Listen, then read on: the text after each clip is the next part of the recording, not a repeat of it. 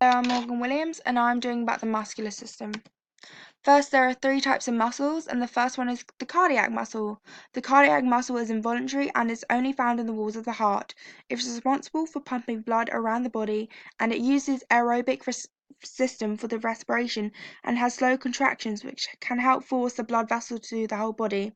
The muscles consist of two types of cell: the pacemaker, which makes up 1% of myocardium, and they are sinoatrial node, which means they exhibit automaticity and they establish rate of contraction.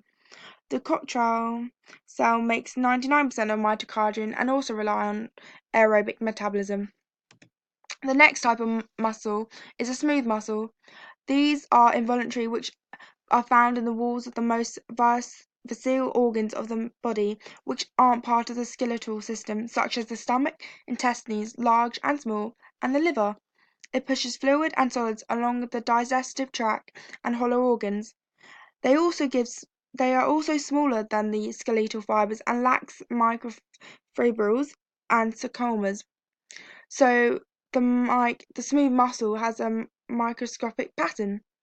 It is controlled by the autonomic nervous system (ANS) or endocrine system, which is hormone. Carbohydrates, when digested, are a slow-releasing energy which can help a marathon runner, as the energy can provide energy for the muscles for a long period of time during exercise. And lastly, the skeletal muscles. The appendicular skeleton is consistently contracting muscles as they are attached to bone, which allows the movement. Skeletal muscles are involuntary, so you can control the contractions, unlike the other two, which are involuntary. They can use either the anaerobic or aerobic systems for respiration, as they can contract both fast and slow. Skeletal muscles vary considerably in size, shape, and arrangement of fibers. There are 5 functions of the muscles, and the first one is stability. The muscle type is skeletal muscle, which is voluntary and is controlled by the central nervous system. The stability allows one section of the body to move while another stays still. In gymnastics on the beam, the abdominal muscles contract quickly to hold the position of a handstand. The stronger the abdominal muscle, the firmer stability, which is why core muscle is important to sports. The next function is motion. Skeletal muscles, which are controlled by the central nervous system, controls the motion of the body. Motion is a voluntary movement, as the skeletal muscles are attached to the appendicular skeleton.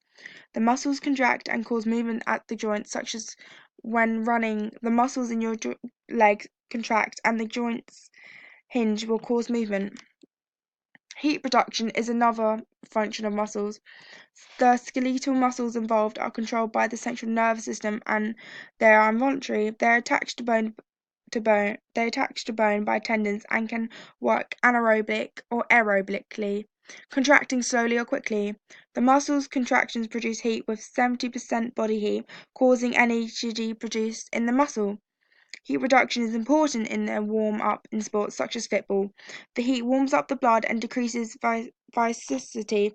This allows blood to flow better and allows oxygen to be supplied to the muscles to allow better efficiency. The next one is circulation. This is another function and the muscle type is cardiac and skeletal pump, which are involuntary unlike the others. The cardiac muscle is responsible for pumping blood around the body.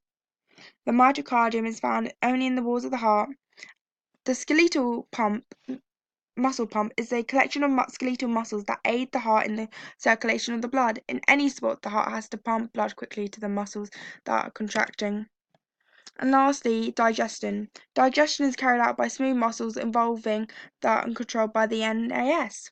These muscles are smaller than the skeletal muscles that use aerobic respiration. Digestion allows us to take nutrients and energy from our food, which is crucial in sports such as marathon running, where athletes require a lot of slow releasing energy to complete with the competition. Now here is a diagram of some of the major muscles in the body.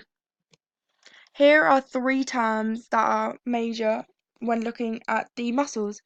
The origin: a muscle is attached to the immobile or less mobile bone. The insertion: a muscle insertion is attached to the movable bone. And the ulnar process forms part of the elbow located at the ulna. Here is a diagram of the muscle, the function, the origin, exertion, and movement. This clearly shows every different muscle you can use. So with the bicep brachii, the function is flexors lower arm, the origin is scalper, the insertion is the radius, and the movement is the arm curl or chin ups. Here are some more examples. Now there are two types of muscle fibers, and they vary from person to person, which come from genes. So basically you inherit that from your parent. The first type is type 1. These are known as the slow twitch fibers, as they are efficient at using to generate fuel, ATP, for continuous muscle contractions over a long time, and the contraction speed is slower. They become fatigued much slower than the other two fibers. The type 1 fiber requires aerobic metabolism, and the amount of force they have is low. Activities suited for slow twitch muscles are marathons and 1,500-meter swimmers. Type 2A, which is known as a fast twitch muscle fiber, is intimate. This can use both aerobic and anaerobic metabolism. They contract quickly but not as fast as type 2B, which you will see in the next slide. Type 2A is a fast oxidative glycolytic fiber, which stands for FOG. The amount of force it exerts is moderate, and the resistance to fatigue is moderate. The activities that will normally be suited will be around a 200-meter runner. Now lastly, the type 2B. These are the faster twitch muscle fiber that are best at producing power and quick bursts of speed.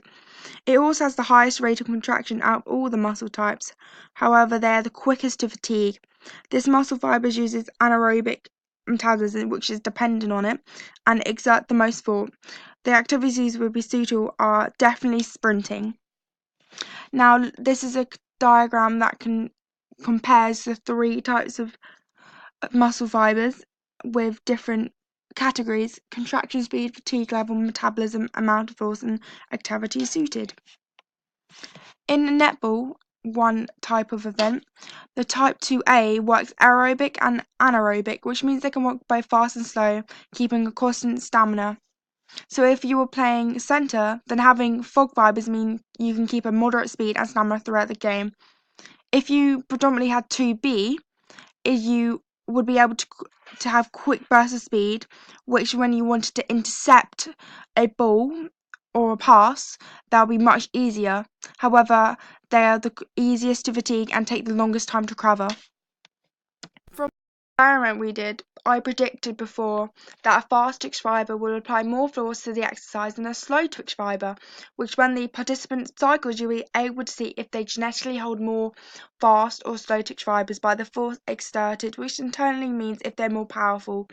So if we look at the results, then on the graph with varied results and frequent spikes, if someone like, i.e. person 2, had a lot of spikes, this would suggest they have a lot of fast twitch fibers than a person 1. The data shows that the second participant results go from 74 to 87 and then back to 69 in the space of 10 seconds, which show they predominantly hold fast twitch fibers more. Now there are 4 types of muscle contractions. The first type is the isometric contraction. This is where there is no change in the length of contracting muscles, unlike the two other concentric or the eccentric, and the joint angle doesn't change. One example is carrying an object in front of you, as the weight of the object is pulling your arms down, but your muscles are contracting to hold the object at the same level. These exercises can be done in static position. The type of contraction is the isokinetic contraction.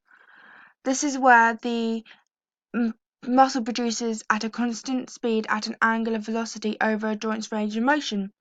These contractions don't normally occur in sporting action, so it's normally used to test and improve muscular strength. However, during the breaststroke in swimming, it happens as when the water provides a constant even resistance to the movement of action. The next one is the most common contraction, as it has occurred frequently in daily and sporting activities. This is called the concentric contraction. This is where the muscle shortens as the two ends of the muscles move closer together. This can be seen in the bicep brachii muscle where performing a bicep curl. And lastly, the eccentric contraction. This is when the muscle increases in length while still producing tension, the opposite on concentric contraction. The ends of the muscles move further apart. In the lowering phase of a bicep curl, the biceps are working together eccentrically to control the lowering of the weight. Now looking at antagonist pairs. Normally skeletal muscles are arranged in pairs, so when a muscle is contracting, the opposite is relaxing. The agonist or a prime mover is when the muscle is shortens. This is responsible for the contraction. The muscle opposite that relaxes is called the antagonist. It's responsible for the relaxation movement and acts as a brake to the agonist. For example, the bicep contracts the agonist while the tricep antagonist relaxes during the up phase of an arm curl. This can reverse, so the tricep contracts which is now the agonist, while the bicep relaxes, which is now the antagonist relaxes. The synesthetic and fixer. The synesthetic is when it assists the agonist as they located either side of the agonist muscle and help to control and direct movement, preventing undesirable movements by stabilizing the joints in use. The fixers stop any unwanted movement, so they're located around the origin of a joint and stable in the joint of the muscles involved, meaning the agonist can achieve its maximum traction. Now looking at the sliding filament theory, this is when it explains how the muscle contracts. Sarcoma is a basic unit of strained muscle tissue where the contraction and relaxation of muscles occur. The interior of this are thick filaments called actin and myosin. The filaments overlap and interact to form muscle fibers. The sarcomas give skeletal muscle tissue its strained appearance. The myosin molecules act like a racket, while the actin molecules form passive filaments that transmit the force generated by the myosins to the end of the muscle tissue. The process across an actin filament consists of binds, ratcheting, and then letting go. This allows muscles to contract. When muscles aren't contracting, thin strands of protein called trypomyosin are wrapped around the actin filaments to stop the myosin from binding. When muscles are contracting, the tryptophan attached to the trypomyosin, the calcium ions are introduced to the muscle cell and bind with tryptophan that bind and change the shape of tryptophan, causing trypomyosin to move, exposing actin. Myosin are now free to bind with actin and muscles contract. ATPase is an enzyme that catalyzes, which means speeds up, the reversible reaction, enabling a quick supply of energy for muscle contractions. The neuromuscular system, which is part of the muscular system, there are two types of nerves, the sensory neurons and the motor neurons. The sensory neurons carry information from our extremis to the central nervous system, the skin to our spine and brain. The motor neurons carry information from our nervous system to our muscles, allowing contractions to take place. Where the 2 points meet is called the neuromuscular junction. This consists of a chemical synapse consisting at the points of the axial terminals and motor end plane. Example is in tennis, the eye nerves detect a moving ball from a serve, which send nerve pulses that send action potential to the central nervous system, transmitted to the motor neuron, sent by the skeletal muscles by the axon. Action potential is a positive electrical charge inside the nerve and muscle cells. This conducts the nerve pulses down the neuron and into the muscle fibers. It's sent as a wave down the axon to the motor end planes. Now, motor units. Motor units work together to contract skeletal muscles in coordination. The gap between the junction and the muscle fiber is the synaptic cleft. Isoclonine is secreted in the synaptic cleft, and if there is enough secreted and the electric charge is high enough, the muscle action potential is created. This creates waves of contraction down the muscle fiber. Now, the all or nothing principle. If a motor unit receives a stimulus and creates action potential that reaches a threshold charge, all the muscle fibers within the unit contract within the same force. If the action potential doesn't reach the threshold charge requirement, none of the muscle fibers will contract at all. Thank you for watching.